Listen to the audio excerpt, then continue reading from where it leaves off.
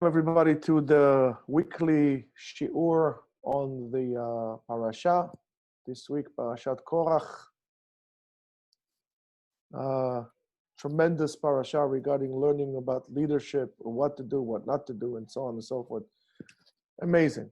The Torah says, Vayikach Korach ben Yitzhar ben Kahat ben Levi, and Korach took, Korach the son of Yitzhar, son of Kahat, the son of Levi, he took Datan and Aviram, Bnei Eliyav, the sons of Eliyav, Ve'on ben Peled bnei Reuven, Vayakumu lifnei Moshe.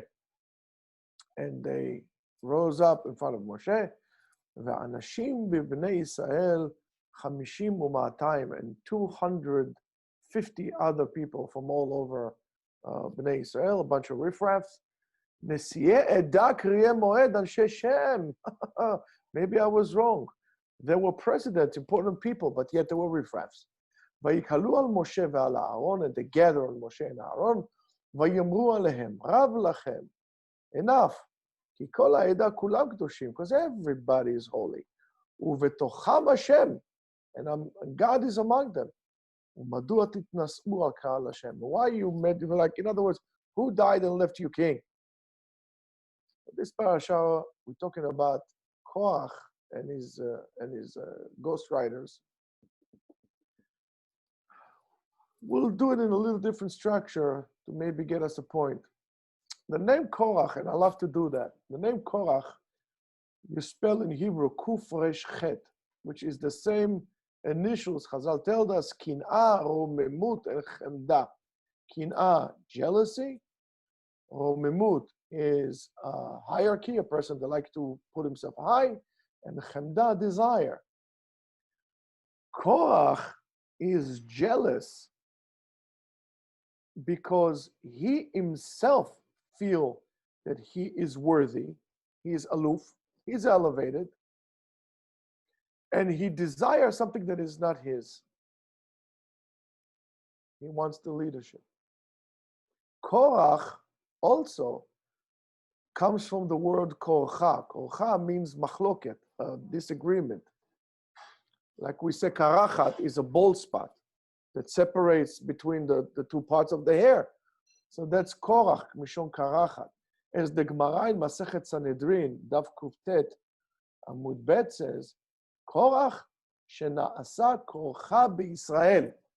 That he kind of left a bald spot in Am Yisrael. He separated them, created separation. In the prophecy of Yechezkel, Ezekiel, in chapter Aleph, it says, Rakia ke'en hakerach hanora. The sky or the heaven, like the awesome ice, or whatever it is. Kerach, also ice, cold. And what is really the connection between Kerach, which is frozen water, to the sky, to the heaven? So we know that the heavens were created in the second day to creation, and then it was separated between the water, and the upper water and the lower water. And it says, Vayikach Korach, Korach took. Rashi explains he took to himself to one side. In other words, liyot nechlak mitoch ha'edah, to be separated from the rest of the people. Le'ar'er ala keuna, he wanted the priesthood. And that's what Onkelos says, ve'it palag. Nichlak mishar ha'edah, he separated himself from the rest of the people. Le'achzik ba'machloket. He wanted to maintain a machloket. Machloket is a disagreement, argument. And ma ra'a Korach lachlok al Moshe. Why did he want to disagree with Moshe? It says, Nitkana al nisiyoto shel Eltzifan ben Uziel. Moshe nominated Eltzifan to be the Nasi of Bnei Kehat, not because it was like some kind of nepotism. God told him to do so. It was all lefi hadibur. Shelefi da'ato, according to him, he was appropriate to become the Nasi. And the claim that Korach says, Kol ha'ida kulam kedushim, everybody is holy. And this is a very important point to understand. According to Korach, and today we have representation like that today, that peace and unity will come from the fact that everybody should be equal. Right? Distributional wealth. In other words, I'm going to work hard. I'm going to, as a result of that, hopefully make money. You're going to sit there, choose to do absolutely nothing, and I should give you the money that I made. I mean, and that's going to be peace. Because if not, you're going to come and going to start yelling at me, and you're going to start looting my stores, right? You know where I'm going with this, right? That's Korach. Now, who is, in order to define who is a Baal Machloket, who is a person that creates disagreement like Korach, is a person, we say, Chazal says, shemoche al chelko verotze et asher lezulato, that protests against what he has and wants what somebody else has. When you have this attitude, you're not going to have peace.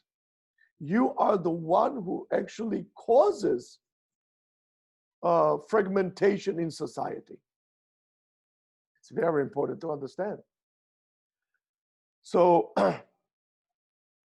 and then Chazal says, Mikan, from here, me'abed gam et shelo, he loses also what he has, v'nishar kereach mikan v'kereach mikan.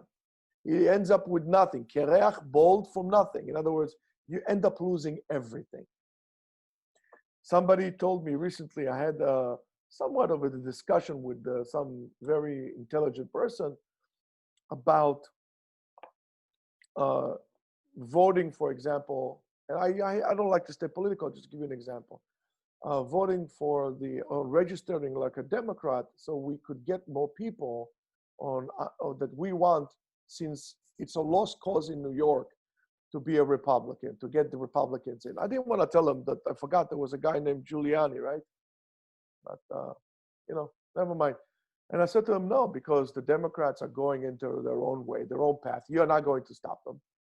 And then the Republicans are going to get angry at you that they support you, you don't support them. So you're going to end up losing this side and losing that side. In other words, take your side and go with it. So Amar lo Moshe, so Moshe said to him, let's go in the morning, Boker. Boker. The Midrash Rabbah on this it says, Gvulot chelek HaKadosh Baruch Hu b'olamo. In other words, he divided.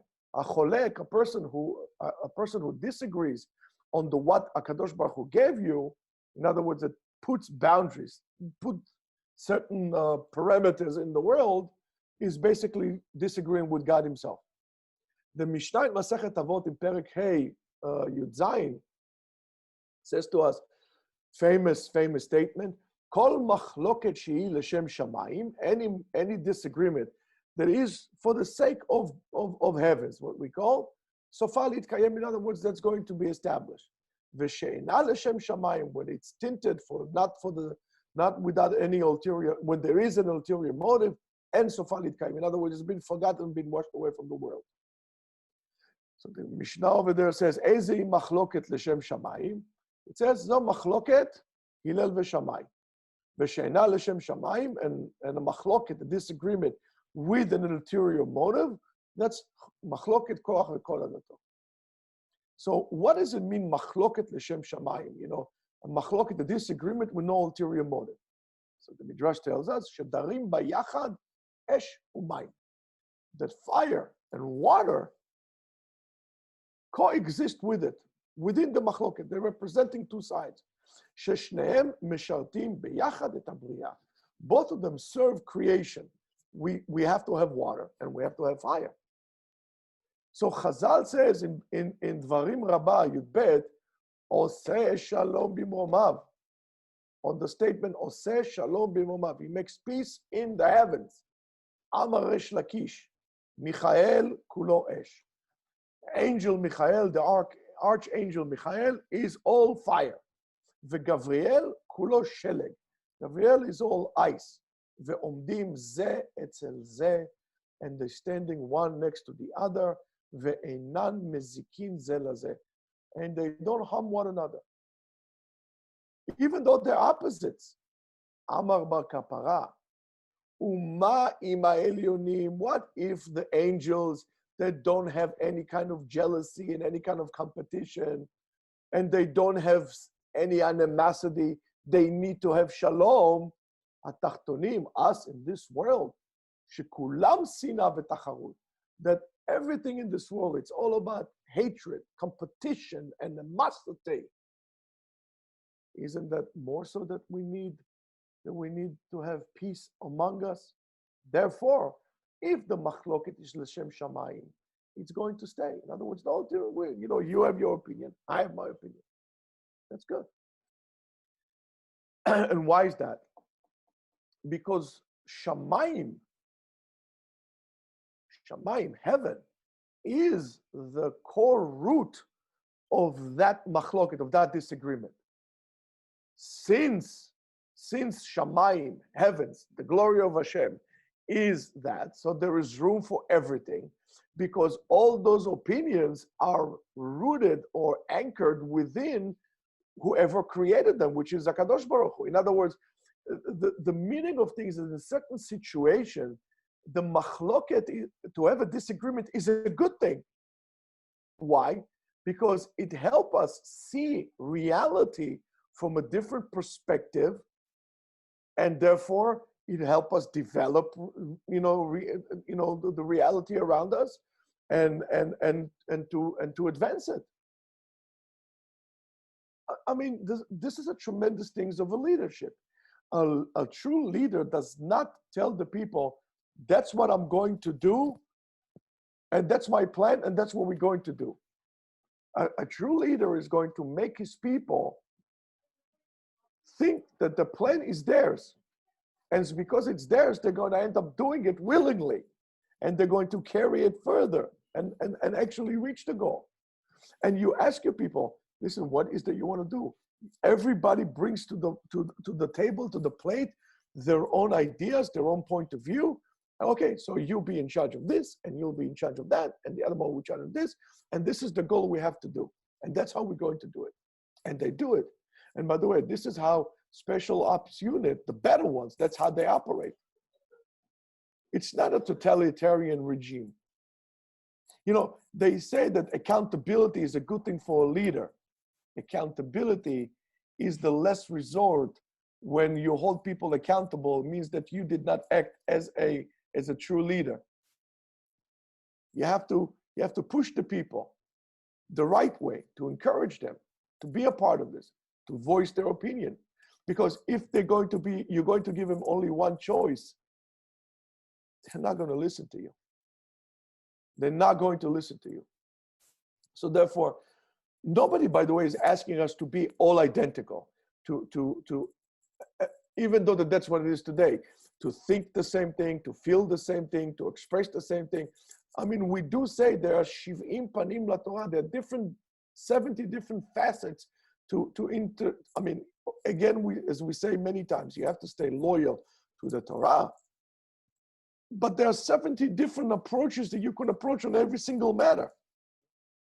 So therefore, to the differences between us, there's also great importance. It's very important that we'll be different. And remember, one of you guys asked me, well, when Mashiach comes, are we all going to do the same thing? And I said to you, I hope not. I hope not. So what is it dependent on if this machloket of this argument is positive or maybe negative, and therefore we should not have it, right? Of course, in the intent of those who are the sides of this argument, or the sides of this disagreement, should I say. If we are talking about arguments like Bet Hillel, Bet Shammai, or Abaye and Rava, and so on and so forth, or Bet Hillel and Bet Shammai, to that matter. So the way the argument is because they wanted to understand halacha better. So therefore, sure, those arguments are very, very blessed. They're very welcome, because ultimately it will help us refine and define halacha better. However, if we are talking about arguments which are false arguments, and the hypocritical arguments like Korach and his gang, so for sure, they don't have any room. There's no any right to exist, and they're going to disappear. The arguments and the people. And it will be the same thing, like people that have ideas about, they feel bad about themselves, or they feel bad about, or they, about the way, they think that they should become rabbis also. And for whatever reason, they don't want to become rabbis. They don't want to put the work to become rabbis. So what's the easiest thing to do? I'm going to speak badly about the rabbis. I'm going to tell you how the rabbis were wrong. I'm going to tell you, all kind of different things. I mean, needless, I cannot even read Hebrew, but I'll tell you that I read the Moreh Nevuchim, the Guide to the Perplexed, and I'm going to start taking other people with me, because the more people with me, the more of a lunatic I feel I am. And that's wrong. And at the end, it disappears. So exchanging ideas and being a part of a negotiation and the give and take,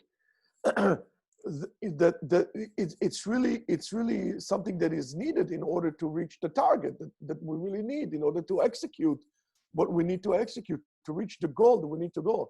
If you're not going to do so, again, people are not going to cooperate with you. But when you do so, you have to do it very, very responsibly. And your intent has to be pure. Now, of course, everybody doesn't, one time my rabbi told me, I asked him about getting into politics and so on and so forth. So he asked me, why do you want to go into politics? So I told him, I think I could make a change. There's a lot of things I could fix and so on and so forth, blah, blah, blah, the whole entire thing. He says to me, every bad political idea started with a good intent. And then you forget about the intent, and then you worry about your seat. You'll do whatever you can to get reelected. So therefore, don't even go there. And one of the things that drive people crazy is jealousy. I mean, we see it all the time. In Shir HaShirim, he says, Kasha kesheol kin'ah. In the Song of Songs, in chapter 8, verse 6, I think. Check it out. It says, Kasha kesheol sin'ah. Idan is checking. He doesn't believe it. In other words,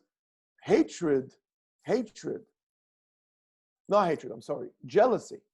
Jealousy is as difficult as going to hell. Jealousy is hell, basically. And the main reason of the machloket, of the disagreement, or the argument of Korach was jealousy. And Chazal said it to us in Masechet Avot, chapter 4, Hakina v'ata'ava ve'akavod motzi'im et ha'adam min ha'olam. Jealousy, desire, and seeking of honor would make you lose your world. And we know that it was for himself, for Korach, because the pasuk tells us, Vayikach Korach, and Rashi says, Lakach le'atzmo. The whole thing was not about Bnei Israel. The whole thing was not about the Edah. The whole thing was not about Moshe, Halo, Yitzchak. The whole thing was about himself. Every Yitzchak always late. So on that, Rabbi Menachem Mendel Mikotsk, right, said, Manhig Israel noten uma'anik tova uvracha laklal ulifrat. That a Jewish leader benefits and gives good things and a blessing to the individual and to the whole public. Ve'ilu kol ma'uto shel Korach, and the whole essence of Korach was, as it says, Vayikach Korach, and Korach took hakol letovat atzmo. Everything was for himself. He sold it for other people. He sold the idea for other people. It's all about himself. He was an RPG, right? He was self-propelled grenade. It was all propelled for himself. Just about himself.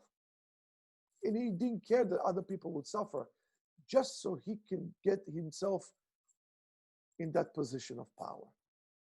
On that, Rabbi Shalom Belz used to say, Korach was a humble man.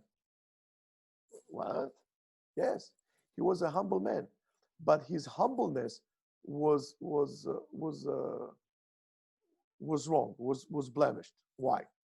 Because he used to say, I'm not a tzaddik. I'm not a tzaddik. But other people also are not tzaddikim. Just as much as I'm not a tzaddik, everybody else is not a tzaddik. But Moshe Rabbeinu was a true anav, was a real humble person. Moshe used to say, I am not a tzaddik. Aval amcha Israel, your nation, the Jews, kulam tzaddikim hem. They are all righteous. Moshe was very self-critical, and he held everybody else from favor. Korach, nobody was good. A person like this has no business being a leader. Korach blames Moshe and Aaron by being aloof, when really he is the one who is aloof. And how we know that, we'll see. He's looking for greatness for himself. So Moshe speaks to Korach and his people. And he asks him to really, guys, let's push this until tomorrow morning. As we said before. And now why in the morning? Morning in Hebrew, it's called boker. Boker is bet kufresh. Bakara, control, is also the same thing. Bakara. In other words, there is somebody who is controlling the situation, a controller. So let's wait until the morning. And not at night. Why? Because Erev, how do we say night? Erev, right? Ba'erev yesh iruv. At night there is a mix-up. And it's going to be in the morning, וידע Hashem את אשר לו, ואת אש הקדוש אליו, ויקריב אליו. Then in the morning, God would know who is who. ואת אשר יבחר בו, and whoever he's going to choose, that sacrifice will go. Korach understands in his sechel, it says, וידע את Hashem, he says, I'm like Hashem, את אשר לו. But where is your midot, Korach? Where are the midot? Where are your qualities? The qualities in this case have no kesher to the sechel. Why? Because jealousy ate him. He was consumed by jealousy. And Moshe speaks to Korach in a direct, personal way. He speaks to him gently. Why? Because he doesn't want to. Moshe is so responsible. Moshe cares about his people, even though that they went against him. There's 250 people. Moshe cares about them. Like people would blame rabbis that they don't open shuls because they are concerned. Those people who complain about rabbis like this would never be leaders. If a rabbi doesn't want to open his shul, it's because he cares about these people. He feels responsible for the people, like a father that takes care of his children. Masks, no masks. What would you say later on if somebody in your congregation gets sick because of that? So he speaks to them gently. He doesn't want this 250 people to disagree with him to really die. He wants that for their benefit. And he says, he doesn't say vayedaber. Vayedaber is I'm talking to you, which is lashon kasher. But rather vayomer Moshe. He's speaking to him. He's not talking to him. He's speaking to him. He's speaking gently to explain. Tishma, lama. But Korach is afraid of this soft-spoken language of Moshe. Korach does not open his mouth, but the earth opened his mouth. There was a major sinkhole. I guess the first recorded sinkhole in history. And he and took him in. Korach wanted to swallow the whole entire world, and the earth swallowed him. Adama is the same letter as Adam. Man. Adama is what? Is earth. What is the earth? Is dirt. You could be as low as dirt, like Moshe Rabbeinu. Moshe Rabbeinu was even less than that. Avraham Avinu was afar. He says, I'm dirt. Moshe Rabbeinu was even more than that. He says, V'anachnu ma. I'm nothing. I am nothing. I'm not even dirt. It says, Adam, right? So you could be lower yourself in humbleness to be like the earth, or you have a choice to be swallowed inside the earth because of jealousy. Adama, right? Could be like heaven. V'tiftach Adama et pia v'tivla otam v'et betehem. Everything. V'et kol ha'adam asher leKorach. And all the people, all the houses, kol batehem, kol ha'rechush.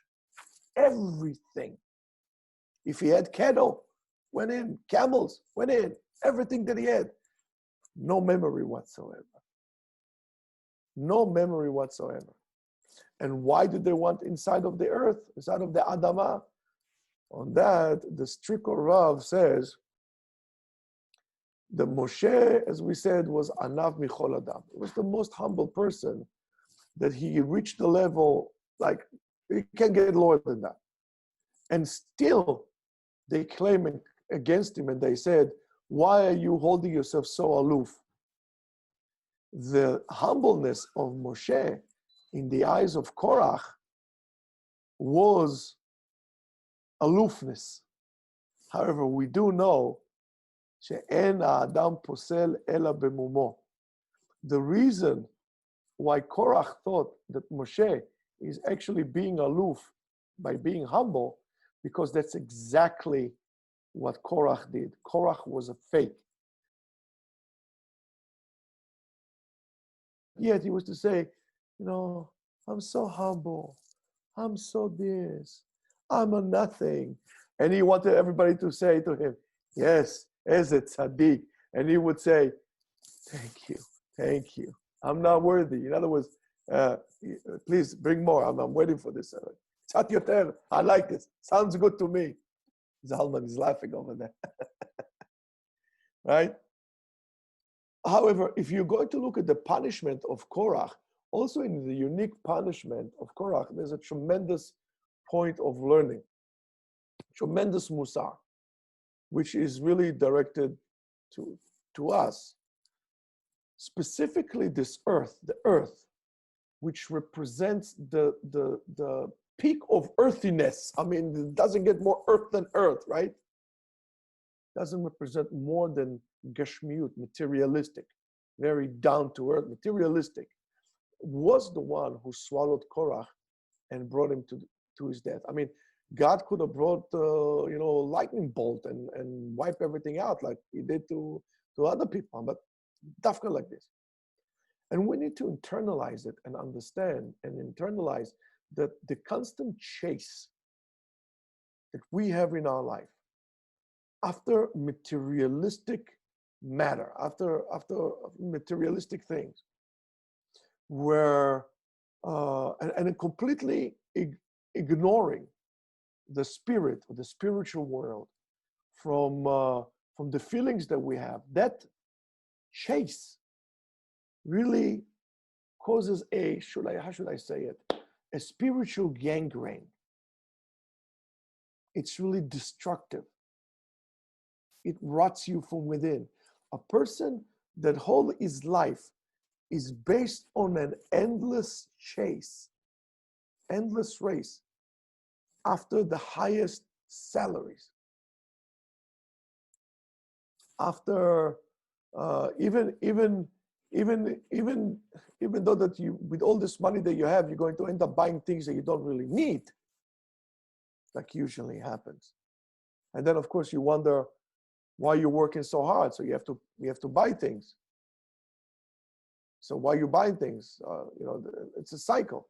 So you don't really need it, or the endless chase after getting a promotion at work at all costs, even if it means stepping on people. As they say, stepping on bodies. I don't care what I have to do. I want that promotion.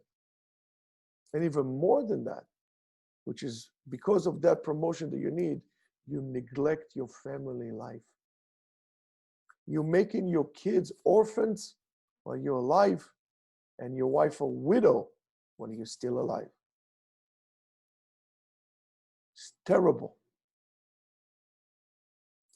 Whether it's the endless chase after social status and external honor, you want kavod, God will give it to you. That's the way to look at it. You always want reinforcement from your society.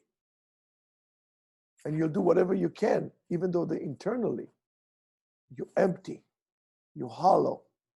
A man like this digs his own grave in his own hands.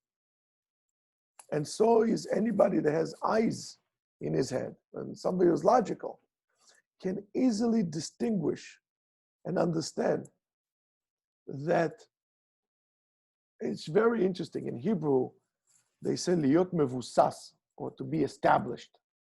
But mevusas is also leitboses. Leitboses is to be to step into murk, right?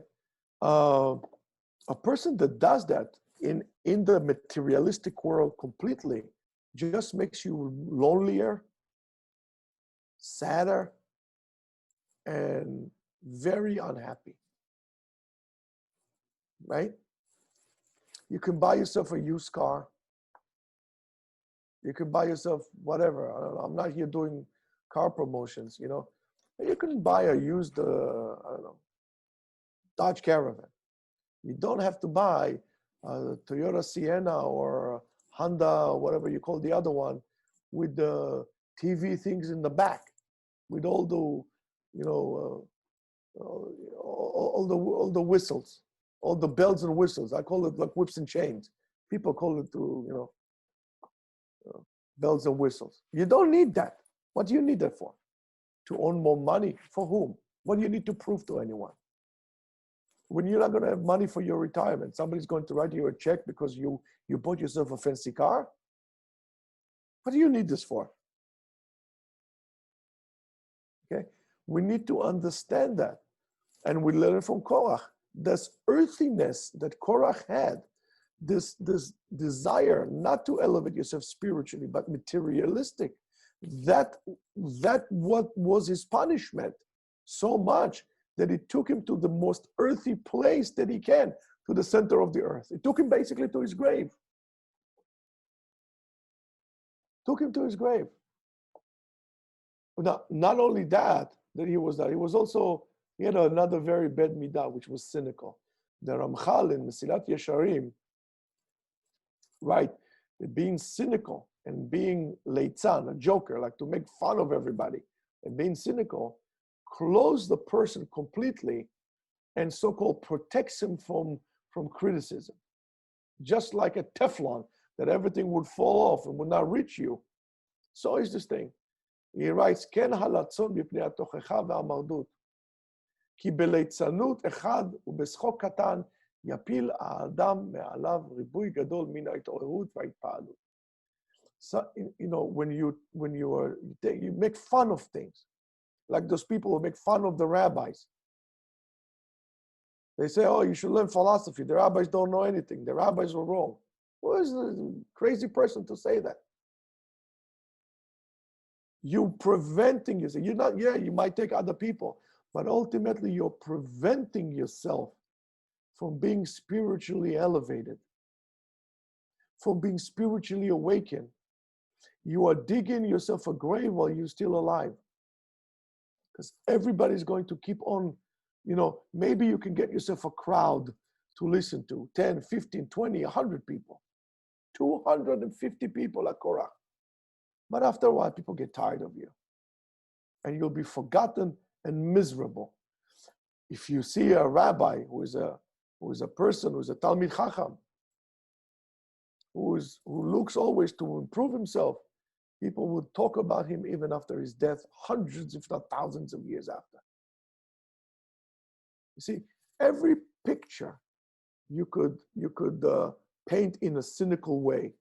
For example, you guys went hiking, so you could see a beautiful view with trees and mountains and thing, and you're going to say, that's nothing. Giving tzedakah is just a way for people to support some poor people, some lazy people. It's a blackmail and so on and so forth. What's a Sefer Torah really between us? Some guy wrote it, in Babylon. It's not made like this. I have proofs. And then there will come some proof from some philosophy for all these things, right? I read Plato said, I'll tell you this. Plato, I'm sorry, is so boring. I won't even read it in the bathroom. That's as straightforward as it can get, my friend. Now, the reasons for this being cynical and to making fun of everything is because you don't want to get any rebuke and you don't want to change yourself. You are arrogant. But your arrogance, you have to understand, a person who is arrogant is ultimately weak. Weak people are arrogant. Like chihuahuas, they bark a lot. Dobermans don't bark, they bite. They don't need to. They're just big. I never heard in my life a Great Dane barking. He doesn't need to bark. Chihuahuas bark.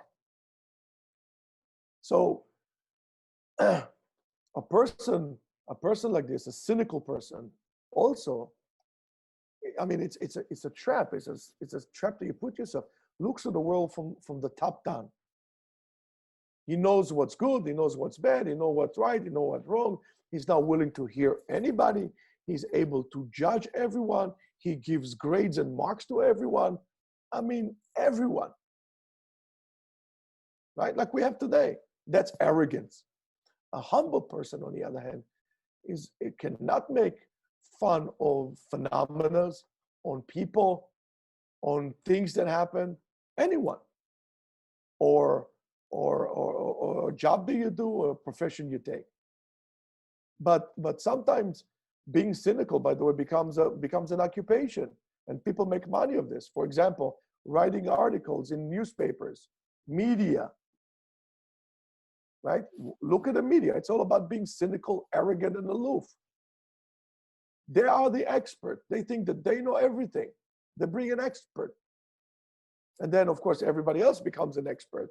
And we have a nation of experts, actually fools, because they know everything. And slowly, everybody, the person who writes it and also the readers get used to see the world, to see reality in a distorted way. In any case, in any place, in any situation, they're looking for something, what we can make fun about, who we can laugh at. They don't give respect to anyone. They joke about everybody. They make fun of everyone, and so on and so forth. They don't really look at the world in a good, positive eye. They are miserable people that look at the world bad. They're always looking, where can I stab with my pen? Where can I make somebody look bad? Many of those TV shows and TV and news and so on and so forth is built on finding blemishes and people who take part in them. Finding what's wrong. So much that we don't care about people being embarrassed. I mean, one time I watched this, I don't even know what show is that. It was a cooking show, something. So I think, I don't know, Next Big Chef, something, I don't know, some one of those things. And there was a guy who kept on picking on the guy's food. And one of these guys, I guess was an Italian hothead, he said, listen, you tell me you don't like it, but don't make fun of my food. And if you don't like it, we can go outside. I said, you know what, good for the guy. I turned off the, whatever I was looking at, just went on. I said, that was good. Finally, somebody said it. Now, from you might look at the people who are cynical like this and think that they're very people with a lot of confidence and so on and so forth, right? Or But you could really tell that this is not the case. They're not strong people, because a strong person does not need to make other people around him weak. So he could stand out. A strong people would understand that his strength is also depends on other people. He wants other strong people around him. Imagine you go on a SEAL team or Delta Force, right? And the SEALs, SEALs are just like enormous people. So a guy is going to pick up his teammates that are all a bunch of wimps and losers, so he could be the best SEAL around. He's going to die. He wants the best people around. He wants people that are better than him. They're going to challenge him to become better. That's a strong person. And that goes to everything like this. And we always have to know, listen, there is room for humor and so on and so forth, which was always a very good Jewish way to deal with things. But there is a very fine line, and very important line between humor and being cynical or making fun of people. When a joke is a joke, and then it turns into an insult. There is a very fine line, and you got to be careful. And wow, this is way too long. Why did I write so much? So, if you look at this on the first hand, the words of Korach might seem very convincing, that again, everybody is equal and therefore nobody has the right to give orders to one another and so on. But it seems, and it really seems that in our days today, this approach is actually picking up some steam, and it's becoming very negative. It's very bad, right? Because we wrap them in names, nice names that looks nice, like for example, human rights or pluralism or freedom of expression and so on and so forth. And the borders or the boundaries of discipline and social order are really being broken down and removed. If everybody is equal and there is not one absolute truth that really guides us in terms of determining what is right and what is wrong, what we allowed to do and what we're allowed to do. So it's a paradox. Why should I listen to you? Why should I listen to you? And that's how we create chaos and anarchy. And that's exactly what we have in today. And you really see it very well when it comes to a situation of, let's say, for example, parents and children and so on, or to values that we used to have. And especially in this country, United States had some real virtues and values. There were an inspiration. And somewhere along the line of the 60s and 70s, all those virtues and values disappeared and evaporated until we get what we get today. And yes, and listen, even institutions like yeshivot, colleges, even parents, right? It's very difficult to get any respect anywhere today. Today, if you give somebody respect, it looks bad. If you disrespect somebody, yes, koach to you, that's good, terrific. When our kids grow in such a social environment that everything is allowed, that the celebrities, they have the money, they have the how should I say it? They become famous. Therefore, they are considered to be, with all due respect, if you are a football player and you are good as a football player, play football. But why do you think, and I watch you because I like the way you play football, but what do you think I want to hear? What do you have to hear about anything? If you're so smart, maybe you shouldn't play football. Do you understand what I'm saying? Or a singer or an actor or anything like this. Why? Because he knows more, so therefore this football player or this celebrity knows more than what the parent knows or the teacher knows. What do you have to listen to them and not to your parents or your teachers? It just doesn't make sense. We have to really internalize it, that against to many new modern theories and very modern approaches, children and parents are not equal. They're not equal. A parent does not need to be his child's buddy. Democracy is something that belongs in a country, not in a home setting. In a house, it has to be a direct parental authority and has to be a certain hierarchy which is clear. As much as in the army, there is a head chief of staff and there are generals and colonels and lieutenants and so on and so forth, and soldiers. And as much as, we have, a president and Congress and Senate, and not everybody does whatever they want, so is a home. So is a home.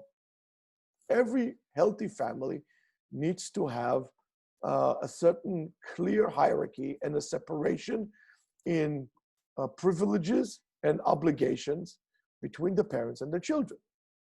Families that the decisions or important decisions are being accepted. And I remember this when I was a kid. It was like a new thing that the family should sit together and discuss things. I mean, give me a break. I'm not the parent here. Imagine like this. When I was a kid, I wanted my father to buy me a tape recorder so I can listen to music. And imagine I would take a vote and I would, let's say, argument's sake, cahoots my sister and my mother, and I would force my father to buy me a tape recorder based on the fact that we took a vote, but we didn't have the money for it. I mean, that's retarded. And yes, I can say retarded. I can say whatever I want. You don't like it, you can drink water, or don't listen. But when there is a discussion like this in a family and you're getting a vote, like a whole consensus, a family like this would deteriorate to a point where the parental essence will be completely disappear and dismantle. And parents, the problems the parents are facing today, like for example, brazen kids and lack of discipline in the kids that brings the kids to a complete destruction, really comes from this crooked concept that everybody is equal. And they're not. The chinuch that we have, the education that we have for kibud av va'em, kibud morim, respect your parents, respect your teachers, and so on and so forth, right? Beyond the hakarat hatov, the saying thank you to the parents for whatever they did, which is a tremendous thing to be a parent, until you're able to actually walk on your own 2 feet and so on and so forth. And really, we're talking about normal parents doing whatever they can in every given moment to make sure that the kid has it good. Has to be, first of all, in order to keep that hakarat hatov, the gratitude has to be to keep that family cell intact and to really create healthy boundaries for the children. So the children won't get lost. So the children would not grow out to be parasites. But when you tell your kids it's all good, and let's say you reprimand the father, in such a way, and you take sides, or the mother takes sides, or the father takes sides, you're creating kids that are monsters, are mamash parasites. You don't deserve it. Today, the attitude, I deserve because I am. You don't deserve anything. You want something, go get it. Nobody's going to give it to you. Nobody should give it to you. And the more people give you, the worse of a person you become. And we need to understand that. That's why we also have to teach all the time, and that's something that we don't do, how to be a leader. And the leadership style of Moshe Rabbeinu is horizontal, goes from side to side. It gives men, his people, space to grow, to maneuver, to develop, to take charge, to develop their own initiative. It's a type of leadership that causes people to want to do and to want to act in their space. It's not a leadership like Korach, that it's an up and down leadership that looks at the people from top down, as we said before, and refers to people as robots, that really their opinion is not important. Because you see from Korach Korach didn't care about the people, he cared about himself. Now, whether it's leadership at home, or, of a parent, or leadership as a boss, and so on and so forth, you have to learn how to do it. Korach is a tremendous manipulator, which takes around him a bunch of riffraffs, of bitter people, and the only thing that they have in common is the fact that they feel entitled, and because of the sense of entitlement, they're bitter. And Rabbi, sense of entitlement is very bad. And those who enhance in people the sense of entitlement are criminals, as far as I'm concerned. And he's trying to plant a seed of confusion in the heart of the other people for himself. We need to learn from this. In all aspects, whether it's going to be the way you lead yourself, give yourself the space, associate yourself with something, whether it's home as a parent, among your peers as your friends. Don't be a tyrant, be a leader. There's a big difference between the two. Or in shul, or in society. Now, if you look at this, Korach claimed, and I'm almost done, Korach claimed that the whole Kol Ha'edah Kedoshim. Now, we know that the commandments of the Torah, which are general, are said in a plural fashion, always in the future. In other words, V'ayitem Kedoshim, and you should be in the future Kedoshim. Kedoshim tihiyu, and you would be Kedoshim. Korach, from his great arrogance and sensation of kochi ve'otzem yadi, my might, my power, I'm good, thinks that everybody is kadosh at this moment, right now. The problem of Korach is timing. Kol ha'edah kulam kedoshim, he says now, kulam kedoshim now. And that was his mistake. However, the Ari told us something fascinating. He says, Le'atit lavo, in the future, there's going to be a revelation that the whole entire nation is going to be holy. And the Ari says that, and I'm quoting, Shmo shel Korach ramuz besofei tevot shel pasuk. The name Korach is hinted at the end of the words of this pasuk. Which pasuk? Tzadik katamar Ifrach, Kuf, Resh, Chet, Korach. However, Korach is right, but in the future. How? Hayom, today, im bekoli tishmau, if you would listen to me. Korach's machloket, Rabotai, was not only against Moshe. Moshe was the punching bag. Korach rebelled against God. He was really claiming against God. And when you're claiming against God, you can't be holy. So, Rabotai, we have to encourage people to keep Torah, to keep mitzvot, but not through tyranny. We have to give them the space. We have to encourage people to feel that they want to learn Torah, that they want to practice Judaism, that that's their Torah as well. It's not some rabbi's Torah. It's their Torah as well. And through this, Be'ezrat Hashem, V'ayom bekoli tishma'u, Be'ezrat Hashem, we all will be holy.